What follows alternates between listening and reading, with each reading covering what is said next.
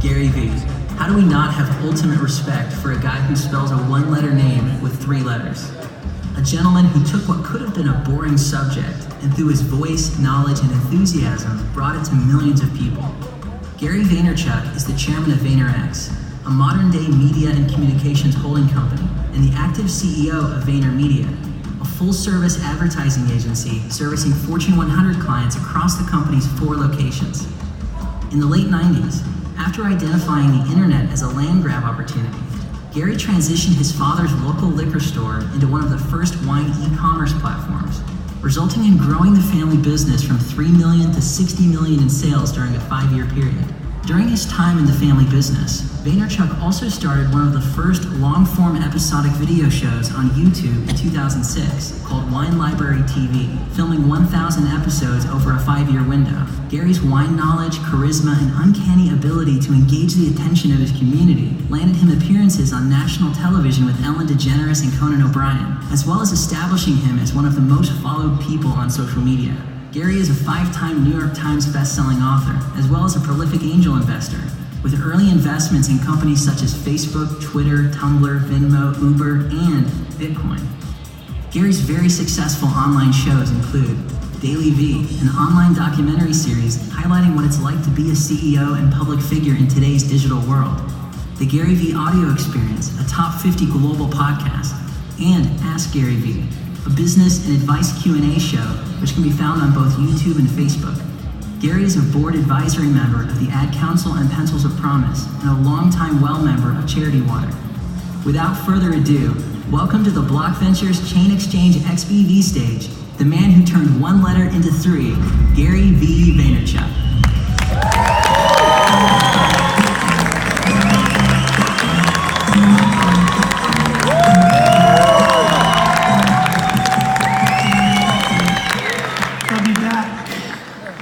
Thank you so much. Thanks for having me. So I've been spending the last couple of hours meeting a bunch of people here, and it really allowed me to kind of frame up where I wanted to go with my talk. And I think the word that's most populated to my mind at this conference so far is patience. I think that when I think about blockchain or crypto, when I think about AR, and more importantly, when I think about my career, I think the word patience is something that needs to be talked about here. This afternoon has been a lot of fun for me because it's kicking me vibes of the social media conferences I went to in 2005, 6, 7. It's kicking me vibes to the feelings I felt when I launched an e-commerce wine business in 1996. A lot of the conversations today have been around when does this go mainstream, when is it accepted, when, how, all these kind of themes that I've seen 2 or 3 other times. There was a time where I went to search conferences where people were like, when's search gonna be accepted? And then all the way back to the beginning, when would the internet itself be accepted? For all the youngsters in here who are spending a disproportionate amount of time to justify blockchain or crypto, I want to remind you that there was a time when the internet itself was a fad. The first conference I ever went to that looked like this, I sat in a Chamber of Commerce event on a panel where literally old people made fun of me for 45 minutes because they laughed at the idea that people would buy wine on the internet. And multiple people on the panel that I was on said that by the year 2000, the internet would not exist. I really want to give a piece of advice from an old timer who's been through a couple of cycles of innovation. If you spent as much energy that you spend on debating whether crypto or blockchain are going to succeed, if you took that same energy and actually became a practitioner in the execution within your craft, you would be much further along. 100%. To me, debating who's going to win a basketball game in the first quarter when the game's actually going to end and there's going to be a score up there is kind of silly in its nature. So if I could leave you with anything from my perspective, and there's a lot of interesting people speaking during this conference, I would highly recommend deploying a lot more patience. You know, whether you're right or they're right, it's completely irrelevant. It's gonna play out, and then we'll all Monday morning quarterback. A lot of times when people debate me, and I can see that this is just a religious debate, there is no conversation, it's not a debate, it's just an argument. I often end with, cool, I'll see you in 2028, right? There is no other conversation. And so that's just one tidbit. There's another tidbit. 99% of the browsers and search engines that people made lots of money on in valuation in the mid-90s went out of business. I think it's very important for people in this space to understand that it is likely that 90 to 98% of the currencies will not make it. And so there's always moments in time where and what's so incredible about this space is there's liquidation along the way. Unlike when I was investing in early stage startups, you invested and it was either feast or famine. There was no liquidation along the way, which is what has attracted a lot of the behavior in this space. But I need people to understand, to me, blockchain as a technology is a foregone conclusion. But the currencies that are built on top of that have enormous volatility. For all the people here that like to tell each other how they made $1 million in 12 months from zero, I want everybody to know this is just my real life. I have over 10,000 direct messages and emails in my inbox right now of people who maxed all their credit cards and bought Bitcoin at 15,000, right? Who are in deep fucking shit, who are in massive depression and sadness. So please understand that when we're in these spaces, there's enormous volatility. And it's very fucking early, like real early, like real fucking early. And I think that the lack of patience of proving you were right or needing to make 10 million bucks or whatever the fuck is going through your mind is the vulnerability, the lack of patience in this collective, all of us here together, all the fancy people in the back and all the people here, our collective vulnerability is lack of patience. And so, I genuinely believe that if you're one of the 2 or 3 people here who can fundamentally change your path from the quick score because of the gold rush nature of the oxygen in the room to do you actually believe in blockchain? Do you believe in decentralization and start being meaningful? I believed in social media in 2006. There was a lot of people who came and went in 2006, 7, 8, 9, 10, who had a lot of Twitter followers. There's a substantial reason that I was able to see it all the way through and be in this space with the longevity, because my behavior wasn't helter-skelter. It wasn't, my pants weren't on fire because I thought this social media thing would be gone tomorrow. I am completely convinced, and this is not a disrespectful comment, I'm completely convinced that more than half this room thinks that it's a quick score game and have no sense or even are educated enough to understand how this all plays out.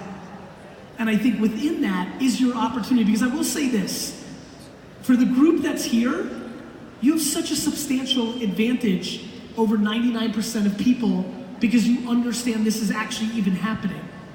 The 99% of the people in the world understanding of blockchain or crypto is the word Bitcoin, and that's where it starts and ends. 99 in the collective 7.7 billion people. Please do not underestimate the ability of you being somewhere early like you are. However, please be self-aware and figure out if you're here for the lotto ticket. Because I've met 50 of you and 39 of you are here for the fucking lotto ticket. And I think that that is great. Like, do you. Like, I have no judgment. I could fucking care less. I just want people to take score of what's actually happening this weekend here and what's the opportunity at hand. I think the other thing that I'm very passionate about is understanding the media landscape that we live in during this revolution. Several people I know here intimately, there's others that I know from afar. I think the one great opportunity for everybody here is to understand what this is actually all about, right? Just understanding the foundation of us living in a mobile environment. One thing that I think a lot of people need to understand is how to leverage the current mobile social environment in your crypto AR future technology world. So if you really look at the history of people that have won or have had success within new innovations, they were able to leverage the current main innovation in a way to progress. So many people here have been able to be successful in monetizing cryptocurrencies on the back of building personal brand and being given tokens in exchange for PR services or vlogging or things of that nature. Please understand we are absolutely in the eye of the storm of the golden era of social media. Right now we sit here while Instagram story ads are $2 CPMs and have swipe up call to actions, and it's so uncomfortably underpriced I don't even know what to do with myself. I'm like pouring $100,000 a week into ads. I don't even know how to squeeze it any fucking harder. So for a lot of people here, so many of your ambitions are predicated on you communicating to the world. Please don't do what most people do, which is they jump to the next thing before they squeezed the current thing. One of the great mistakes in my career happened in 2007. I was literally one of the first people ever to produce a YouTube video that was longer than 5 minutes long, literally. I had the longest consistent long form show on YouTube in 2006 and 7. But because of my impatience, or because I chased economics, a platform came along called Vidler, which was a YouTube competitor, and offered me 7% of the company to move my show, Wine Library TV, to Vidler. I did that because it seemed ridiculous. 7%, it seemed like a great deal. But what I left on the table was my deep understanding that YouTube was right and all the attention and equity that I could have built over that time. I believe that a lot of people here are getting so high on the supply of being right about crypto or blockchain that they're glossing over and thinking things like social and mobile are yesterday, and we're going to see another 7 to 10 year foundational run for those platforms. So please be thoughtful in the way that you're mixing your energies and your executions. I believe that the things that are current right now are absolutely foundational in your ability to extract value from them for what you're looking for to do. A couple other things that I think are important. You need to understand the human spirit in new technologies. In 1996, I thought by the year 2000, every single person would come into my dad's liquor store with a cell phone and scan the barcodes and know the price of every wine in the country. And so I literally lowered the price of every wine in my dad's store to cost, or the best price on the internet, because what I didn't understand was how long it would take to be accepted. Online dating was in play for over a decade before it was culturally accepted. I think a lot of people here are making bets on singularity, on AR, on VR, on crypto, on blockchain. You understand it, you're beginning to understand it, and you're making decisions based on your belief that it will be accepted or at scale in 24, 36, and 48 months. No question, the thing that makes me different at 42 than I was at 24 is my understanding and how much slower new technologies are, and how easy it is for us to get into the bubble of this conference and feel like everybody knows what the fuck you're talking about. But just for fun tonight, when you go to the casino or the strip club or wherever the fuck you do, when you go talk to normal people about crypto, pay attention that 99.9% of the people on the strip today have no idea what the fuck you just said.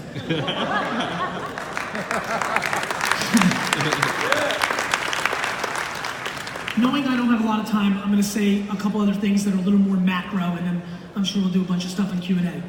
The most macro thing I can tell you is that self-awareness is fundamentally the most important shit I've ever seen in my life. I am so addicted to this thought process. If I could wish you anything besides health, it would be self-awareness. Once you have self-awareness, once you actually understand who you are, so much crazy shit happens. And so, I'm unbelievably aware that you have ambitions. I think all of us have versions of what we wish we were versus understanding what we actually are. You know, I would be thrilled to be the starting quarterback of the New York Jets. That's not gonna happen.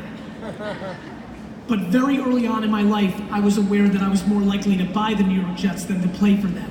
And what that allowed me to do is to triple down on my entrepreneurial spirit as a 10, 11, 13-year-old.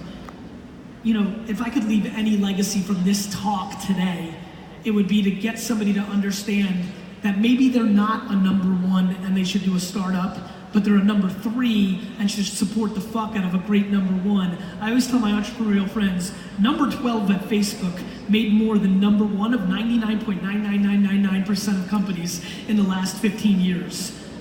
If you can actually understand what you're about, a lot of you shouldn't be vlogging. A lot of you shouldn't be investing. And that is not a negative, that's a positive. And so I unbelievably want to start instilling things like self-awareness and patience, because I can tell you one thing. How many people here are under 30? Raise your hands. I really wish you knew what it felt like to be 42. And I'm sure a lot of people here, how many people over 40? What all of you know, what I know is, it's fucking crazy that 24 feels like 42, feels like 67. It's always there. It's always there. And if you actually knew how long, you know, one of the most fascinating things I'm paying attention to is our inability to understand how long our fucking life is. The amount of people that go into crisis at 18, 22, and 30 in our society is laughable. And so please understand that for me, the biggest thing that I could have delivered this evening in this talk is putting the time frame of blockchain and crypto into perspective. I will also say one other very macro thing that I think is super important for me as you navigate how you're gonna bet your life in this world. If you actually understand blockchain, if you actually understand the framework of what we're talking about here, not what Litecoin's gonna be in fucking 7 months, no, the actual framework of what blockchain means, the thing that I have not been able to really get my head around, that I'd be fascinated, feel free to DM me and talk to me about it, is I hope we all can accept the following statement as truth. If you actually understand blockchain, it's really hard to wrap your head around how Russia, China, and America are gonna accept and allow this to happen. I think it's very important for everyone to actually understand this. If you actually understand what blockchain does, it takes away all the leverage that the countries in our world have outside of their atomic bombs and their armies. It is a substantially big platform. It is a revolutionary 2.0 of all the things the internet, my friends, has fundamentally started to drastically impact our culture, because it's taken the middle and it's given it back to us. All the political, not just the voting, the things we talk about, whether it's Me Too or Black Lives Matter or anything else that's even secondary to those true issues, I hope everybody understands that all our shortcomings as human beings have been protected by the media infrastructures of the last 100 years and are losing their leverage, which is why we're having different conversations and making progress. Blockchain takes that shit to a whole fucking nother place, which is why it's actually far more vulnerable than I think this room understands. In parallel, while we think about decentralization, I hope you understand what's happening across the world at a country level, because we're living through the growth of nationalism. Right? If you think America is putting up walls with tariffs and actual debating walls, go look at what's happening in India right now. Go look at what's happening across the world.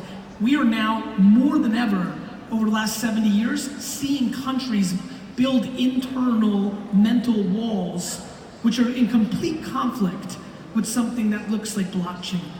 This is a very, very big deal, one that is often not respected by people that are enthusiasts of macro new trends. Let me give you the comp that will make sense to you. When Instagram copied the feature of Snapchat stories and pretty much pulled off a pretty substantial punch in the fucking face to Snapchat, It created everybody in the social media world to understand that you better not build a feature, because the ability of an incumbent like Facebook, Apple, or something of its ilk to copy that and stop you from growing is a very big deal. If you look at what's happening with the scooter movement, a lot of the cities and states are not going to get tricked this time the way they did with Uber. The internet has really fucked up the status quo. The people that have leverage are not just going to sit with their fucking hands on their ass and let blockchain do a 2.0 version of that. Please understand that if you believe in the nirvana of complete and utter blockchain at scale, that you're talking about substantial World War III fucking dynamics.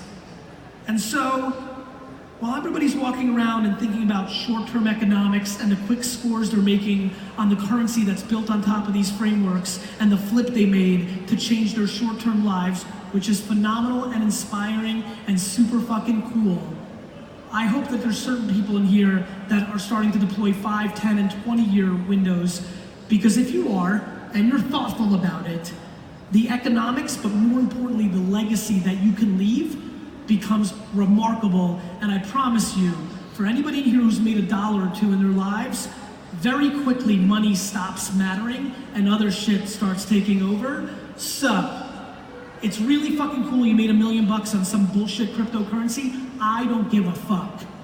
What I care about is you're actually here, which means you are fundamentally 0.00001% ahead of society in your opportunity. I hope that you give the meaningful thought process and strategy against this advantage you have, because when I saw people have it with social, and when I saw people have it with email, and with search, and with the internet itself, 99.9% of them fucking blew it because they were going for the short-term score because they didn't respect in the macro opportunity.